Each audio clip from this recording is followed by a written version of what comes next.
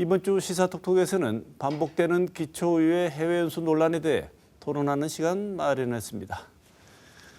먼저 오늘 나와주신 패널 두 분 소개하겠습니다. 이소영 대구대학교 사회학과 교수 나왔습니다. 어서 오십시오. 네, 안녕하세요. 조광현 대구경실련 사무처장 모셨습니다. 어서 오십시오. 네, 안녕하세요. 자, 본격적인 토론하기 전에 기초의회 실태 어떻게 진행되고 있는지 변예주 기자가 정리한 내용을 먼저 보시고 토론 시작하도록 하겠습니다. 보시죠. 지난 5월 6박 8일 일정으로 호주와 뉴질랜드를 다녀온 달서구 의회. 이후 뒷말이 무성하게 흘러나왔습니다. 인천공항을 가는 길부터 연수 내내 음주가 이어졌다. 음주는 물론 쇼핑센터 방문 일정 등으로 의원들 간 실랑이가 있었다.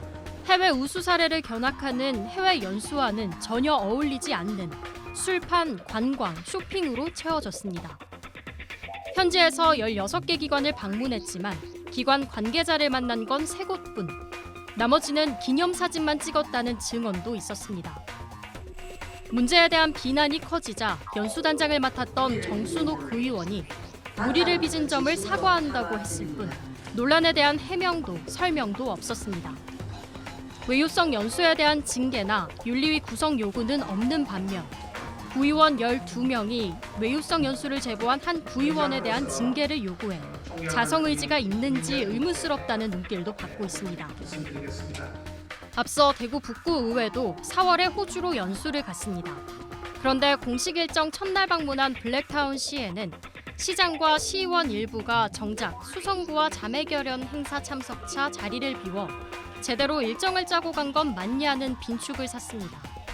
지난 2018년 캐나다 연수를 간 예천군 의원이 현지 가이드를 폭행한 사건이 일파만파 커지며 기초의회와 외유성 연수에 대한 비판이 높아졌습니다. 반성했고 나아지겠다고 했지만 코로나19 대유행으로 잠시 주춤하는 듯했던 국외 연수는 다시 속속 재개됐습니다. 올해 상반기에만 대구 9개 부근의회 중 5곳이 세금 2억 9천만 원을 들여 해외 연수를 다녀왔습니다. 견제 기능이 부실한 사전 심사, 관광이 주된 외유성 일정, 천차만별 보고서 등 국외 연수 전후를 둘러싼 문제는 여전합니다. 해외 연수만이 문제가 아닙니다. 부대 의회만 살펴봐도 여러 일들이 있었습니다. 대구 중구의회 배태숙 구의원과 자녀 등이 차명회사를 만들어 중구청과 불법 수의계약을 맺은 걸로 드러나 위계 공무집행 방해 혐의로 검찰에 송치됐습니다. 북구에 살면서 주민등록상 주소를 중구로 허위 신고한 혐의도 받고 있습니다. 역시 대구 중구의회 김효린 구의원이 공무원의 갑질하고 구청 자료를 무단 반출해 징계받았고 이경숙 전 구의원은 주소지를 옮겨 의원직을 잃었습니다. 백영호 전 수성구 의원은 지역구 밖으로 주소지로 옮겼다가 의원직을 잃고 탈당한 뒤 다시 보궐선거에 출마해 비판받기도 했습니다. 의정활동은 어떨까요? 한 시민단체가 전임 8대 기초의원 임기 만료를 6개월가량 앞두고 분석한 자료를 보면 자료가 부실한 5개 시군을 제외하고 18개 기초의회에서 임기가 다 끝나가도록 회기가 열릴 동안 239명 중 117명, 48.9%가 한 번도 질의를 하지 않았습니다. 대구는 8개 기초의원 111명 중 50명, 45%가 구정, 군정 질의를 한 번도 하지 않았습니다. 광역의회도 사정은 비슷합니다.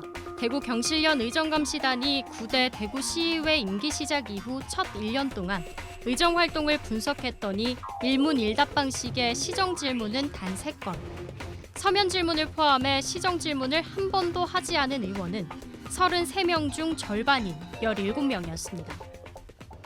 국민권익위원회가 2023년에 지역 주민, 직무 관련 공직자 등을 대상으로 청렴도 조사를 했는데요. 지방의회 평균 청렴도 점수는 68.5점이었습니다. 행정기관, 공직유관단체 등 평가 대상 기관 중 가장 낮았고 다른 기관들의 평균 청렴도 점수에도 훨씬 못 미쳤습니다. 주민 대표 기관으로서 지방정부의 중요 의사를 심의 결정하고 행정을 감시할 수 있는 본연의 기능을 잘 수행하고 있는지, 잘 수행할 수 있는 자질을 갖췄는지 점검이 필요해 보입니다. 시사톡톡 변예주입니다. 저희들도 이 기초의회 관련 이슈는 좀 여러 번 다룬 것 같은데요. 두 분도 어떤 면에서는 좀 지겨우시죠? 이 얘기를 또 해야 되나 이런 생각이 드실 수도 있는데 자, 왜 이런 얘기를 또 해야 되는지 어떤 점을 짚어야 되는지 먼저 이번에 논란이 된 달서구 의회 해외 연수부터 먼저 두 분 말씀 듣고 시작하겠습니다. 이소영 교수님 어떻게 보십니까? 사실 뭐 말도 안 되는 상황이죠. 근데 이게 이제 한두 번이 아니라 이 달서구가 유일한 사례가 아니라는 겁니다. 지금까지 우리 계속해서 봐온 그 패턴을 그대로 따르고 있는데요. 그 지역민들이 낸 세금으로 구의원들이 술판 벌리고 관광하고 쇼핑하고 이런 격인데 사실 이제 우리가 이게 특수한 케이스가 아니다 보니까 이제 우리 뭐 주민들 우리 대한민국 국민 다 그렇게 생각하는 것 같아요. 뭐 구의원들이 가면 뭐 원래 그러는 거지 이렇게 그 구의원들 스스로도 뭐 우리가 가서 딴 사람들은 안 그러냐 우리만 그러냐 뭐 이런 생각들이 좀 있는 것 같아요. 그래서 이런 것들이 이제 쌓이면서 기초의회에 대한 신뢰가 극도로 낮아지고 그러면서 이제 무용론까지 나오지 않습니까? 그래서 지금이라도 여기에 어떠한 일이 있었는지 사실을 명확히 밝히고 징계할 부분은 징계하고 주민들이 납득할 수 있는 어떤 그 사후 조치가 있어야겠다. 이번 일을 계기로 좀 어떤 다양한 제도화에 좀 들어가야 되겠다 그 생각이 듭니다. 네. 조광현 처장께서는 이거 보시고 무슨 생각이 드셨습니까?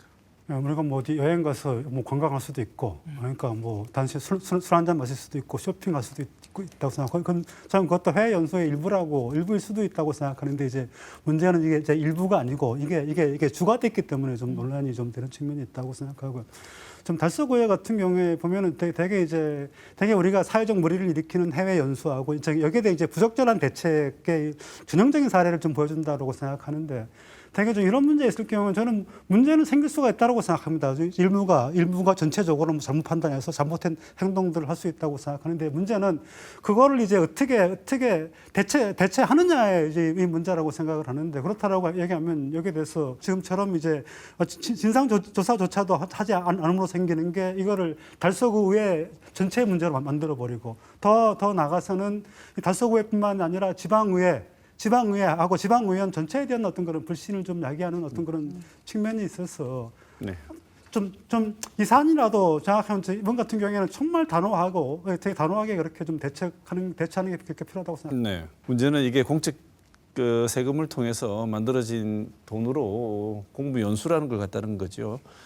국외 연수 세부 일정 참여 상황 보면 연수 효과 과연 원래 제대로 진행된다고 했을 때를 전제로 봤을 때 이 교수님 이 효과가 있다고 보십니까?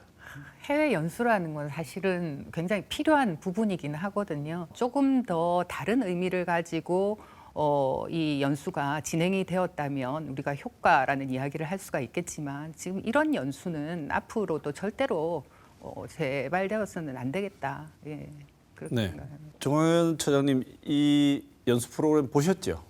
예, 계획서도 받고 계획서 실행 그대로 되었다면 효과는 있을 거라고 보십니까?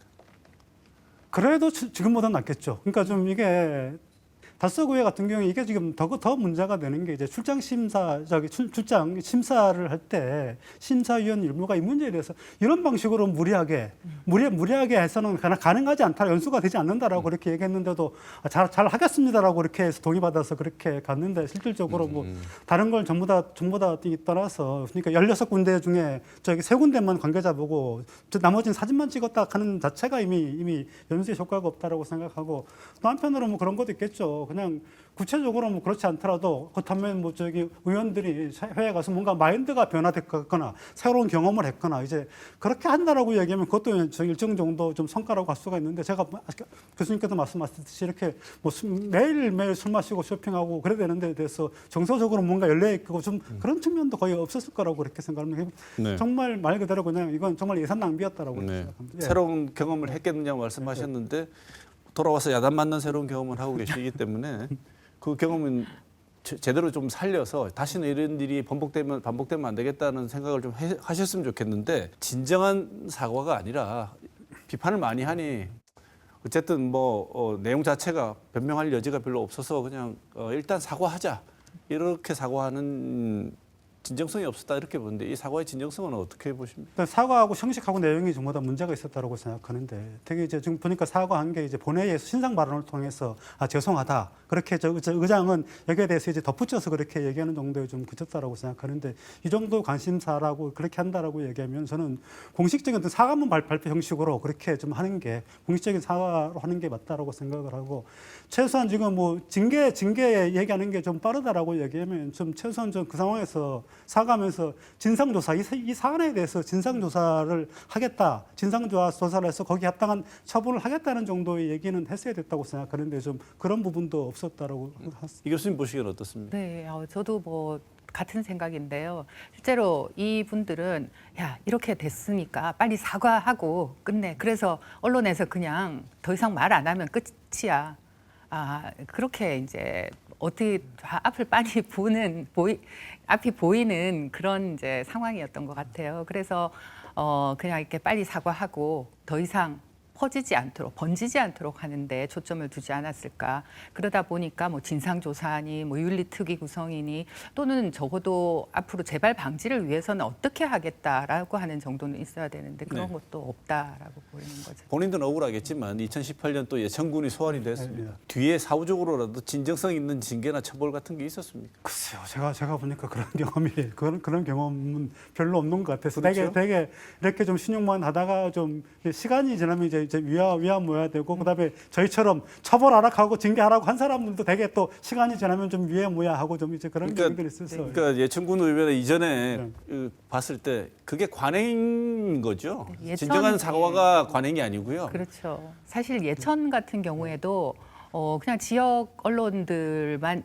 좀 입을 막으면서 슥 넘어가려고 했던 거를 사실 안동 MBC에서 이렇게 팡 터트리면서 네. 전국적 이슈가 된 거거든요. 전국적 이슈가 되고 나서도 뭐 해당 의원이 사과하고 그냥 부의장직 물러나고 이런 정도로 뭐만 하려고 했는데 전국적으로 너무 큰 이슈가 되다 보니까 나중에 이제 그 제명 처분까지 되는 이제 그러면서 뭐 이 소송까지 하게 되고 하는 경우가 된 아주 특이한 케이스라고 저는 생각을 합니다.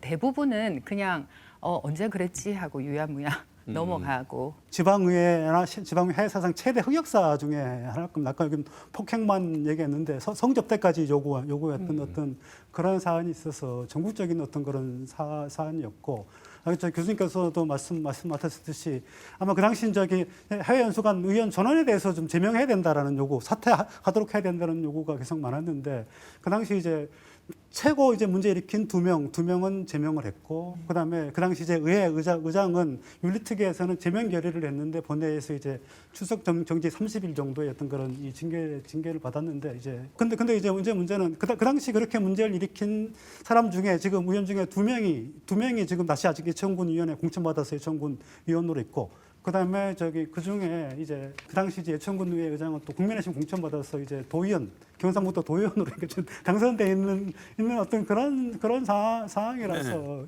좀 그러니까 그 당시에 좀 내부적인 어떤 그런 징계도 좀 있으면 어떤 그런 측면도 있는 것 같아요.